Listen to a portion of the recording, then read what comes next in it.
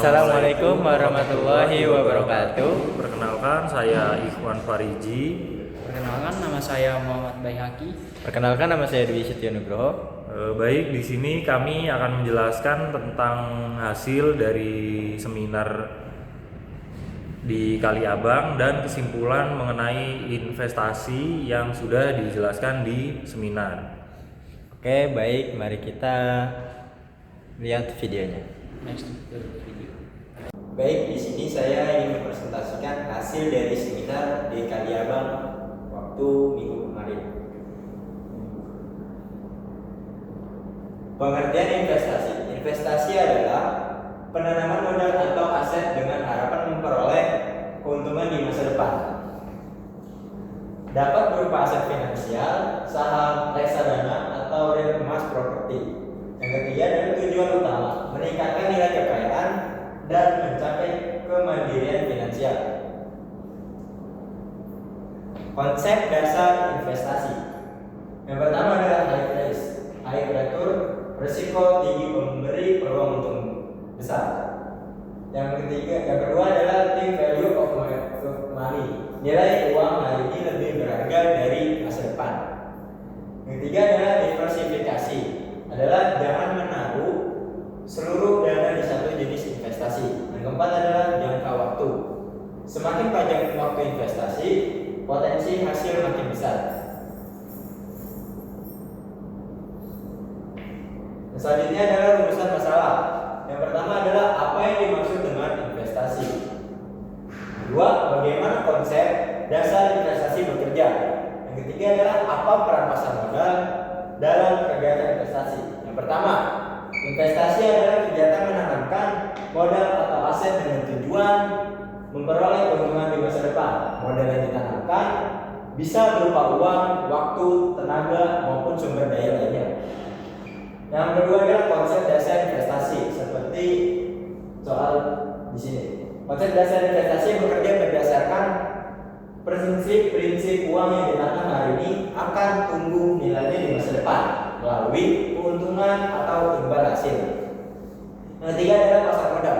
Pasar modal adalah tempat bertemunya investor atau pihak yang memiliki dana dengan komitmen. Perusahaan yang membutuhkan dana melalui perdagangan surat berharga seperti saham dan obligasi. Selanjutnya akan dibacakan oleh Kiki. Oke, saya lanjutkan latar belakang. Dalam dunia modern, kebutuhan finansial terus meningkatkan seiring perubahan ekonomi global. Menabung saja tidak cukup untuk mencapai tujuan keuangan. Oleh karena itu, investasi dan perencanaan keuangan yang baik, budgeting menjadi hal penting untuk mencapai kestabilan dan kebebasan finansial.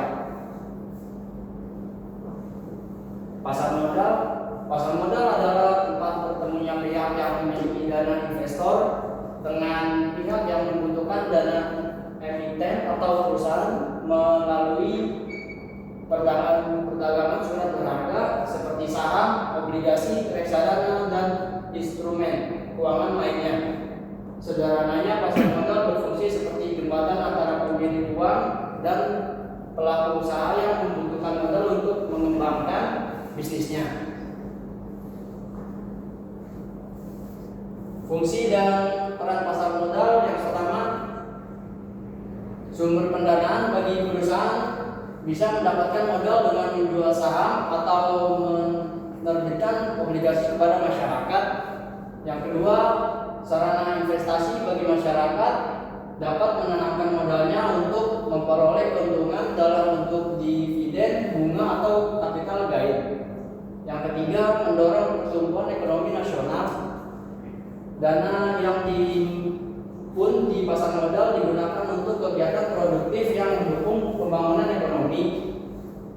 Yang keempat, meningkatkan transparansi dan profesionalisme. Aktivitas di pasar modal diatur dan diawasi oleh lembaga resmi seperti OJK atau disebut Otoritas Jasa Keuangan dan BEI atau disebut Bursa Efek Indonesia, sehingga lebih aman dan terpercaya. Dan terakhir itu sarana pemerataan kepemilikan usaha. Masyarakat bisa ikut memiliki bagian dari perusahaan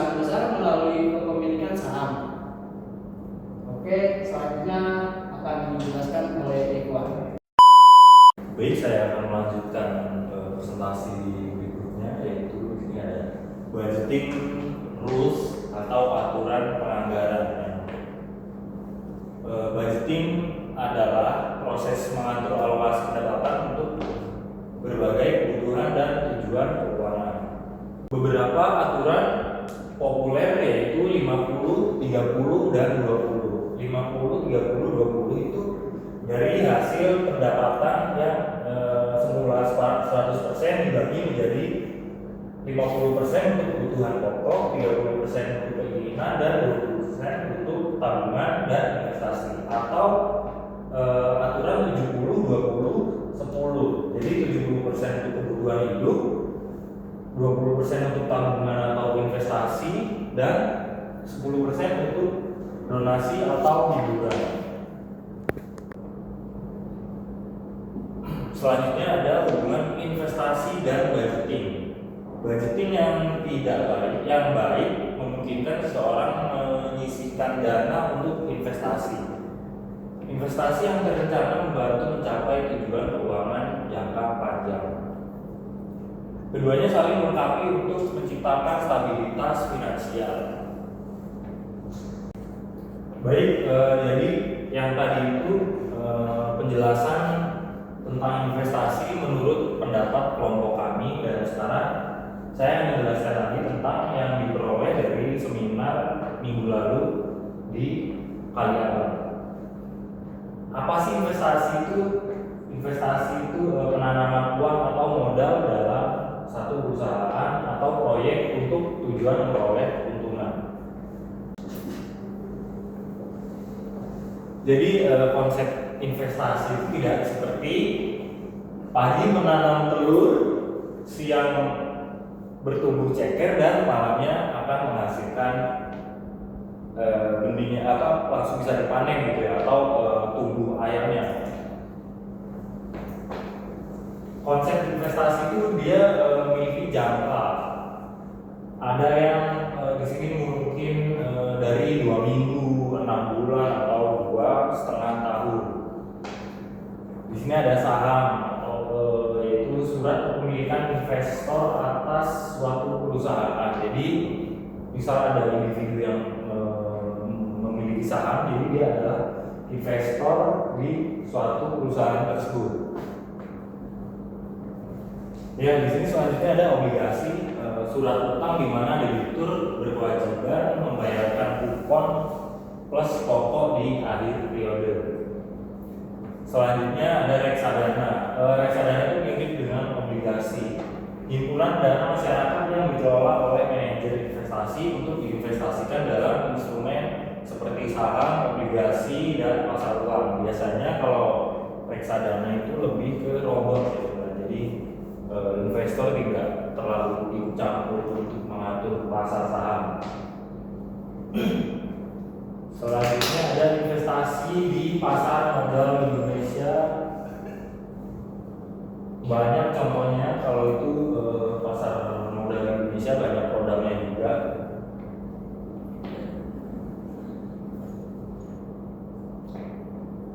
Baik, selanjutnya akan dilanjutkan oleh Dwi. Baik, saya lanjutkan seperti apa yang disampaikan oleh Ikhwan. Jadi investasi itu jangan sampai kita terkena investasi bodoh, seperti total kerugian akibat investasi bodoh totalnya 139 triliun.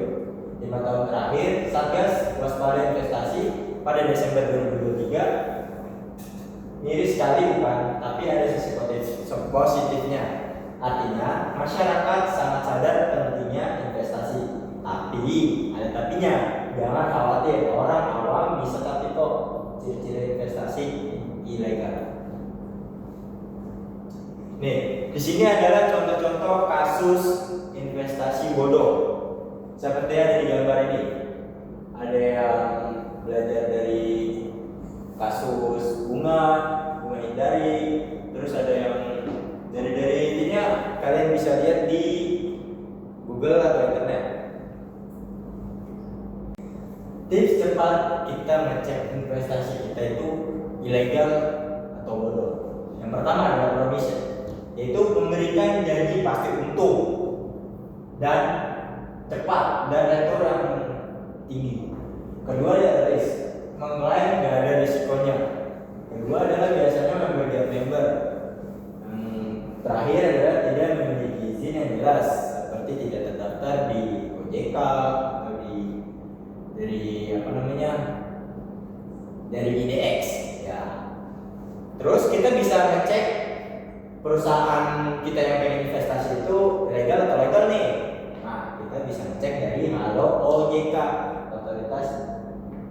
Nah, yang ke ini adalah nomor OJK-nya adalah 157. Emailnya konsumen@ojk.go.id. Websitenya sikapiuangmu.ojk.go.id. Pasar modal adalah tempat bertemunya pihak yang perlu dengan jangka panjang, pihak yang perlu investasi pada instrumen finansial, itu adalah investor. Nah, yang tadi itu perusahaan tercatat. Jadi mereka itu sama-sama pengen menguntungkan gitu untuk bertemunya suatu perusahaan atau investor melalui instrumen surat berharga, saham, obligasi, reksadana, dan lain-lain.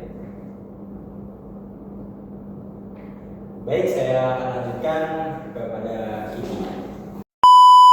Oke, di sini saya lanjut. Apa itu galeri investasi?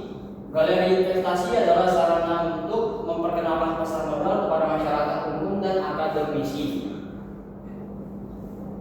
Sejak tahun 2000, galeri investasi merupakan sebuah bentuk kerjasama antara PT Bursa Efek Indonesia dengan perguruan tinggi dan perusahaan sekuritas untuk menempatkan galeri investasi di berbagai kampus perguruan tinggi sebagai sarana untuk memperkenalkan dunia pasar modal sejak dini kepada dunia akademis. Next. Tujuan galeri investasi yang pertama itu untuk menyebarluaskan informasi pasar modal kepada masyarakat secara luas. Yang kedua itu sebagai tempat bagi para calon investor dan masyarakat untuk mengetahui dan mengenal lebih jauh mengenai investasi dalam dunia pasar modal. Yang ketiga itu sebagai tempat bertemunya calon-calon investor dari masyarakat luar dengan kalangan anak muda mahasiswa dari universitas lain. Apa itu KSPM? KSPM adalah singkatan dari kelompok studi pasar modal, yaitu suatu organisasi yang menjadi bagian dari galeri investasi yang bertujuan sebagai wadah dalam mengembangkan kemampuan dan memberikan pemahaman mengenai pasar modal kepada mahasiswa. Next.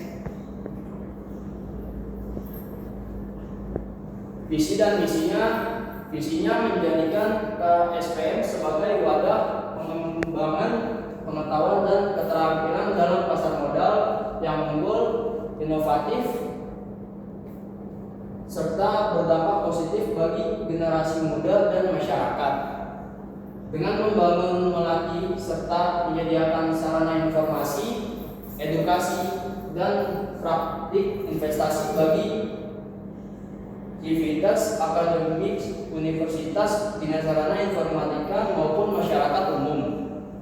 Misinya personality, membangun kepribadian yang dapat berpikir logis dalam memahami pasar modal serta memiliki wawasan yang luas tentang pasar modal. Membangun. Baik, selanjutnya akan dilanjutkan oleh ini. Baik, saya lanjutkan. Pertama, keunggulan bergabung ke SPM adalah pertama, pengetahuan.